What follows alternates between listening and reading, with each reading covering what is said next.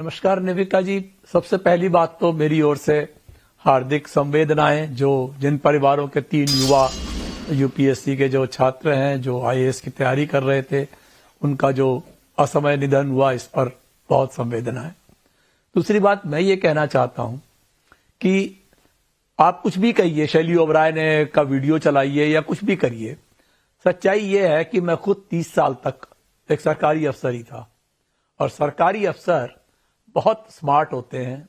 उनको सिर्फ एक चीज पता होती है कि उनकी ACR कौन लिखने वाला है, that is annual confidential report.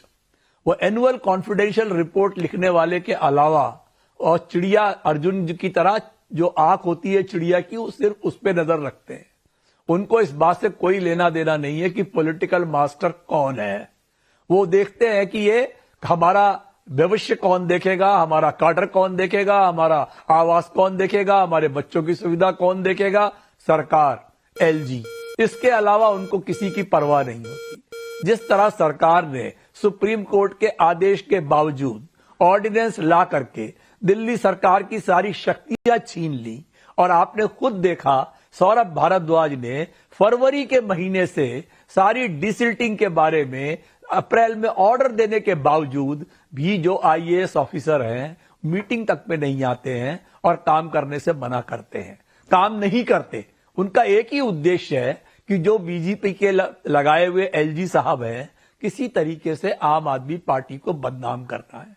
चाहे वो पिछली बार का नीलेश राय का जो करंट लगने से दुखद निधन हुआ, चाहे वो हो, चाहे 3 ये हो, और चाहे पिछली वाली बारिश के अंदर भी जो जल भराव हुआ बहुत जगह पर, तो कोई भी चीज हो, ये सरकारी अफसर काम करने के लिए तैयार नहीं है। और उनको जो हमारे LG साहब हैं वो उनको बचा रहे हैं, चाहे नरेश कुमार हो, चाहे अश्विनी हो, चाहे आशीष हो, रवि श्रीवास्तव भी IAS ऑफिसर। कितनी दयनीय स्थिति है आम आदमी पार्टी के। बेचारे वो पेरिस से अगर अवार्ड मिलता है एजुकेशन मॉडल का तो वो तो अपना पचा लेते हैं, लेकिन नालियां साफ करने के लिए उन्हें बीजेपी की सरकार की जरूरत पड़ती है, उन्हें IAS अफसरों की जरूरत पड़ती है, नालियों के लिए उनकी जरूरत पड़ती है। बाकी जितना उनको बाहर के देशों से मिलता है अपने एजुकेशन मॉडल पर, वो जो उनकी तारीफ है वो खुद उनकी हजम हो जाती है। बहुत कन्वीनियंट है। लेकिन आप कुछ चिट्ठियां LG ने जो लिखी हैं उसकी भी देख लीजिए। लेकिन आपने कहा कि बीजेपी अपॉइंटेड LG, लेकिन MCD की जो मेयर है वो तो आम आदमी पार्टी अपॉइंटेड है। वो कह रही थी कि मॉनसून एंजॉय करिए। तो शाजिया इल्मी जी, LG बीजेपी अपॉइंटेड है लेकिन मेयर तो आम आदमी पार्टी अपॉइंटेड है, और वो जब कह रही है कि सब कुछ ठीक है, तो अब ये हादसा होने के बाद सब कुछ गलत कैसे नजर आ रहा है? पहले तो देश को ये समझा दीजिए।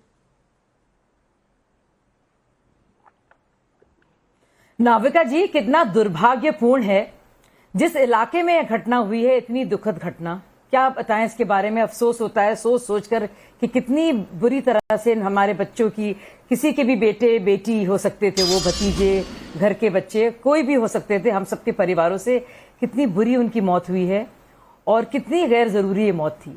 लेकिन आप सोचिए, उस इलाके की वार्ड काउंसिलर, पार्षद आम आदमी पार्टी की आरती चावला, उस इलाके के MLA दुर्गेश पाठक, पूरे मेयर शैली ओबरॉय, लेकिन गलती LG साहब की।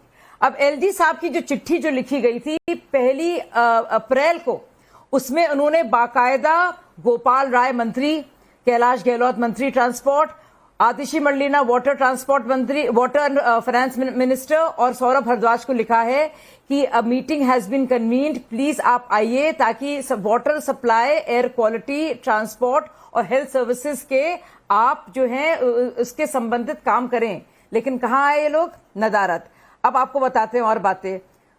अगर आप देखेंगे डीसिल्टिंग यानी कि सुखाना नालियों को, ड्रेनेज नालियों को साफ रखना, सीवरेज और बिल्डिंग के काम, दिल्ली जल बोर्ड इसके लिए जिम्मेदार है। अगर आप देखेंगे PWD, अगर आप देखेंगे MCD, ये सब इसके लिए जिम्मेदार हैं। इरिगेशन और फ्लड कंट्रोल किसके तहत आता है? सबकी सब आम आदमी पार्टी के तहत, यानी कि irrigation, flood control, MCD, drainage, desilting and building, PWD, सब कुछ आता है आम आदमी पार्टी के अधीन। इससे एलजी का कुछ भी लेना देना नहीं है।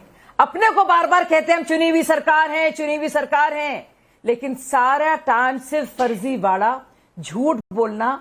और जैसे कि पार्लियामेंट में कहा गया, इतना पैसा है शीश महल में रहने का, करोड़ों रुपए के झाड़ फानूस खरीदने का, लेकिन ये भी देखने का वक्त नहीं है कि बेसमेंट में लाइब्रेरी चल रही है और बहुत सही कहा आपने, बहुत सही कहा आपने। आज शाजिया इल्मी जी, मैं पूछना चाहती हूँ तहसीन पूनावाला जी आपसे, शीश महल जब बनना था तो फाइलें यूं ठका ठक क्लियर हो जाती थी। वही अफसर थे, वही सारे महकमा था, वही सिस्टम था, तब तो एलजी के पास जाने की जरूरत ही नहीं पड़ी। सीधा शीश महल की सारी फाइलें क्लियर हो गई, कोई टेंशन नहीं, बनकर खड़ा हो गया। कोविड के दौरान किसी को कानो कान खबर नहीं हुई। लेकिन आज हर चीज पर आपने एलजी को कोसना है। और मैं पूछना चाहती हूं, राहुल गांधी वैसे तो हर मुद्दे पर बोलते हैं, आज संसद में बोले भी, लेकिन दिल्ली पर नहीं, क्योंकि केजरीवाल जी पर बोलना पड़ जाता और शायद ये अलायंस के लिए सही नहीं होता। तो ये क्या शेयर्ड रिस्पॉन्सिबिलिटी, अकाउंटेबिलिटी जो है, इस पर बात नहीं करते, ये सिर्फ निशाना रखते हैं। तो जहां मोदी जी पर रखना होता है वहां रखते हैं, बाकी चीजों में जो मर्जी हो जाए। अनुष्का नावेकर जी, अव्वल तो मैं श्रद्धांजलि अर्पित करना चाहता हूँ उन यंग स्टूडेंट्स को जिनकी हत्या हुई है, और इसको हत्या से कम हम कुछ नहीं कहेंगे। आप भी एक माँ हो, मैं भी एक पिता हूँ, और बहुत दुख होता रहेगा उन परिवार को और उनके परिजनों को। दूसरी चीज़, ये बात से मैं बिल्कुल इत्तेफाक रखता हूँ कि जब शीश महल बनना था तब तो किसी एलजी की ज़रूरत नहीं पड़ी, फाइल्स की ज़रूरत नहीं पड़ी। उन्हीं सेक्रेटरीज, उन्हीं जितने भी अफसर थे वो सारे फाइल्स पास कर रहे थे। और जब एमसीडी में सट्टा आया, ये बहुत कम आपके दर्शक जानते हैं, लेकिन एक पर्सनल बात नाविका जी आपके लेकर मैं रिवील करना चाहता हूँ आपकी इजाज़त से, कि जब एमसीडी में आम आदमी पार्टी पावर में आई, उन्होंने ये कहा था कि आपके घर के बाहर और आपके रिपोर्टर्स जिन्होंने शीश महल एक्सपोज किया, उनके घर के बाहर परेशानी करेगी और सारे जो रास्ते उसको खोद देंगे। ये तब उनको एलजी की ज़रूरत नहीं पड़ी। दूसरी ओर है शाजिया इल्मी जी, भाजपा की प्रवक्ता। क्या चल रहा है भाजपा का? आज ये हो रहा है, वो हो रहा है। नाविका जी, ये जो बिल्डिंग बनी है ना बेसमेंट के साथ, ये 2021 में बनी है, जब भाजपा चला रही थी। आज भाजपा जो इतना यहां पर सिंपैथी गार्नर करने की कोशिश कर रही है, इनके अफसरों ने इसको पास किया, उस बेसमेंट को अवैध तरीके से पास किया। और अरेस्ट कौन हुआ? अमित शाह की पुलिस ने किसको अरेस्ट की? जो जीप चला था। शाजिया जी, मैंने आपके बीच में नहीं बोला, please Navika ji, I request. Shazia ji, नहीं शाजिया जी, यहाँ नहीं, जब आप बोल रही थी उन्होंने बीच में नहीं बोला था। मैं आपको काउंटर का समय दूंगी, लेकिन जब तहसीन अपनी बात खत्म कर ले तब। अब अमित शाह जी की